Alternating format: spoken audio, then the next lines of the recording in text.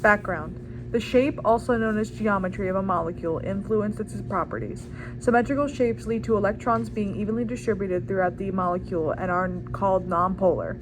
Unsymmetrical shapes lead to molecules with more electrons on one side than the other. This imbalance leads to a partial positive and negative within the molecule known as dipole. Molecules with dipoles are known as polar molecules. Polar molecules are attracted to magnetic and electric fields. Determining polarity of molecules.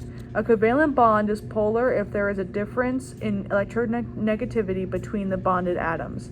An entire molecule will be polar if the bond dipoles do not cancel. Polar molecules have a positive and negative end and behave like tiny magnets. The shape of the molecule determines if dipoles cancel or not. Polar molecules. Bond dipoles do not cancel. Have a lone pair on the central atom or different outer atoms. Nonpolar molecules. Bond dipoles cancel. Have lone pairs on the central atom and have all outer atoms the same. Intermolecular forces, or IMF. IMFs hold molecules together into solids and liquids. The stronger the IMFs, the higher the boiling and melting point of a compound. The forces between covalent compounds are relatively weak, so covalent molecules tend to have low boiling and melting points. IMFs are summarized in the table below. Hydrogen bonds are found in molecules with hydrogen, fluorine, hydrogen, oxygen, or hydrogen-nitrogen bonds. Description. Extreme cases of dipole-dipole occurs with small, highly electronegative atoms. Examples: oxygen and NH3. Water and NH3. Dipole-dipole forces found in polar molecules, and the description is attracted between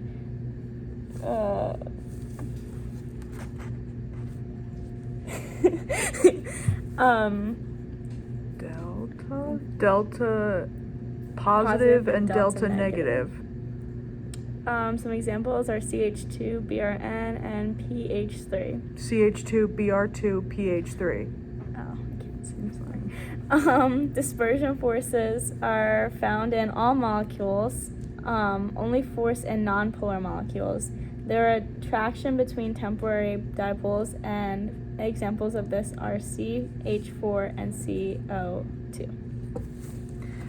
Intermolecular forces are the glue that holds covalent molecules together. The stronger they are, the stickier the molecules are.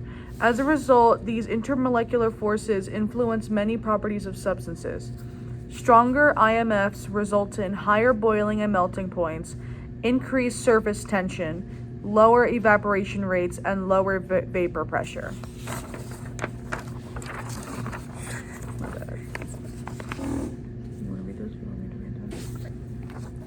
Part 1. Surface tension. Surface tension is the amount of energy required to stretch or increase the surface of a liquid. Molecules at the surface are less stable because they are only held by molecules on one side. Surface tension results from the need to minimize the amount of surface to a liquid. The stronger the IMFs, the higher the surface tension. Perform. Get a dry penny and lay it face up.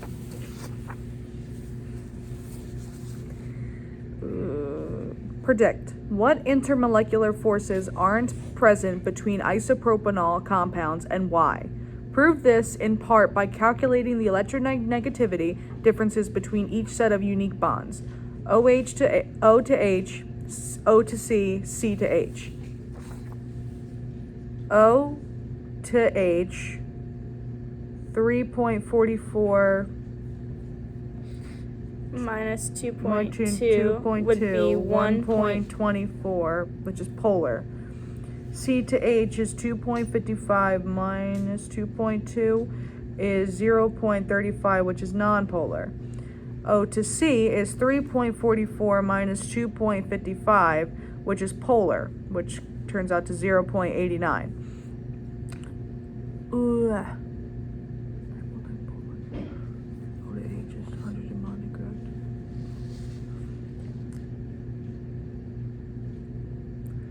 Oh, hydrogen bonding, polar covalent compounds with HN, HO, or HF.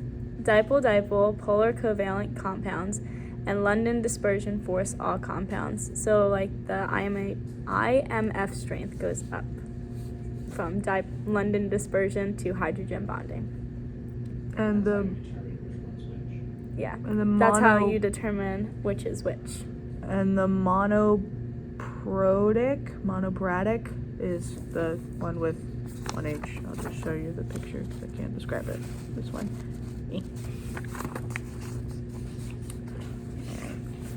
Predict. What intermolecular forces are present between water compounds and why? Prove this in part by calculating the electronegativity differences between each set of unique bonds. So, since we know, using our electronegativity values sheet, since we know that oxygen is 3.44 and hydrogen is 2.2, we would subtract them to get 1.24, which is polar.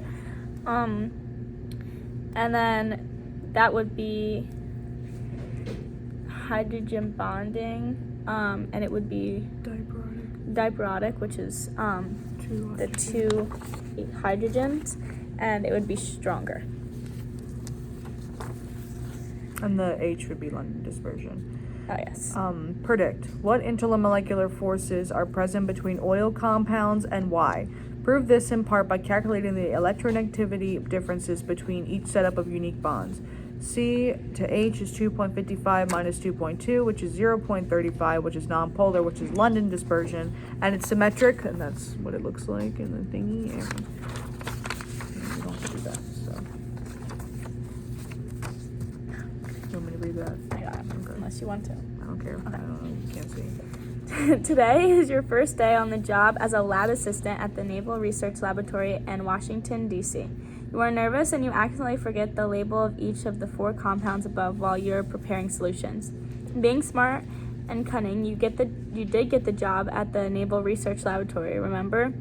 You devise an experiment to determine which compound is in each beaker using what you know of intermolecular forces and water tension. You plan to add drops of each liquid to the surface of a penny drop-wise, 1 drop at a time, and count how many drops of each solution can fit before spilling over. In 3 to 5 sentences, predict which compounds will fit the most drops on the penny and why. Water is the strongest, so it should equal the most drops. Alcohol is the second and should be the second to most drops, and oil is the weakest and it should be the least drops. Perform. Simultaneously, you and your partner will add drops of unknown liquid to the head's side of a penny. This works best if you hold the dropper just above the surface. Be careful not to lose count. I did the same one. Each penny. Alright, which one are we doing first? Liquid A. Drops 10 to 20. That liquid A?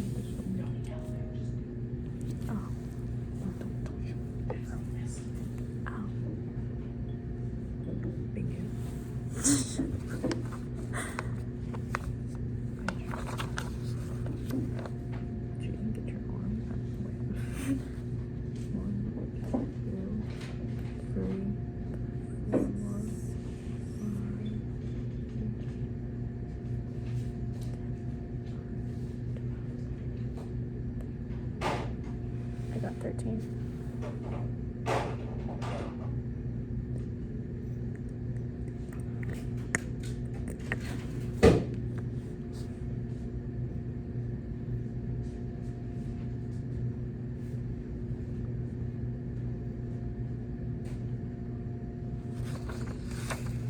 What'd you get? 24. I got 13. So, record. Liquid A drops should be around 10 to 20. What did you get? 13. I got 24. Surprisingly. Unfortunately. Now, wash off your penny. Yeah, we're gonna. Dip it in water first. No, just get the You gotta dip it in water. I can't even grab it. This is gross. You're supposed to. Okay. Okay. Ew.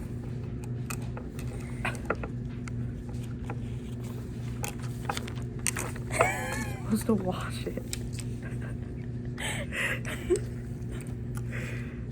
Yeah, I'm not restarting this stupid thing. Use the water, please.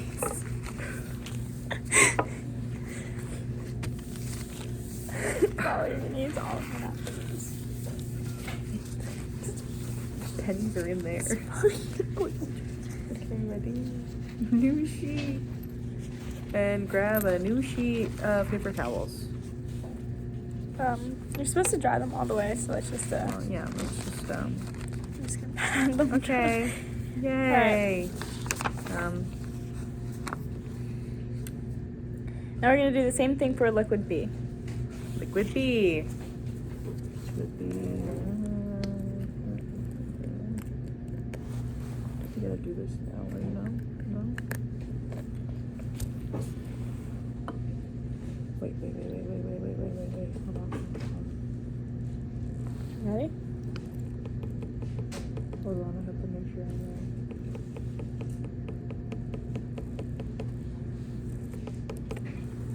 Alright.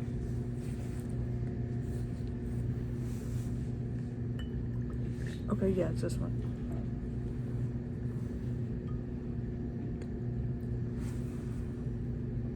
Liquid B. Oh god. Okay, ready? G.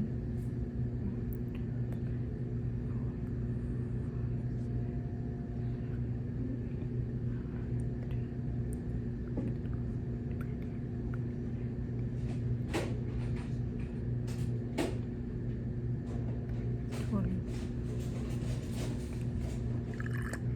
23. 20. For liquid B, you should have gotten from 20 to 30. What'd you get? I got 23. I got 20. Repeat steps 7 for liquid C. But we gotta wipe off our penny first. Get in there. Washing machine.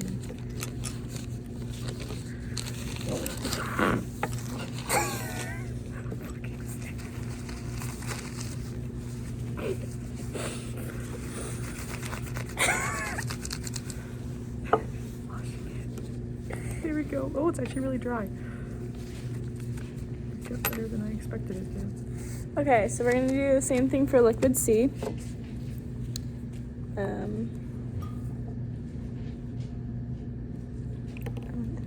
It's supposed to go over here. Ready?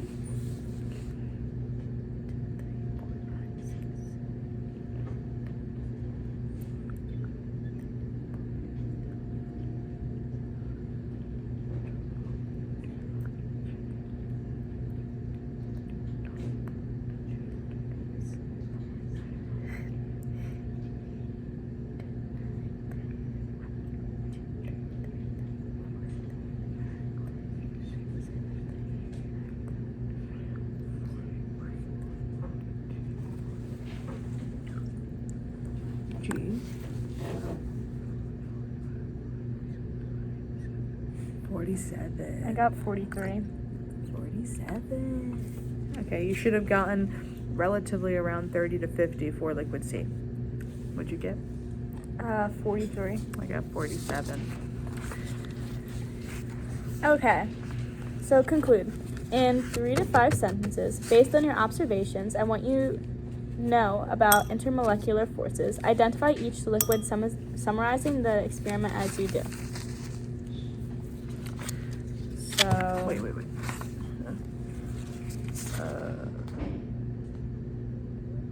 Give me a minute.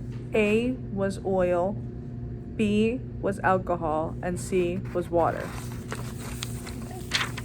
and that's it.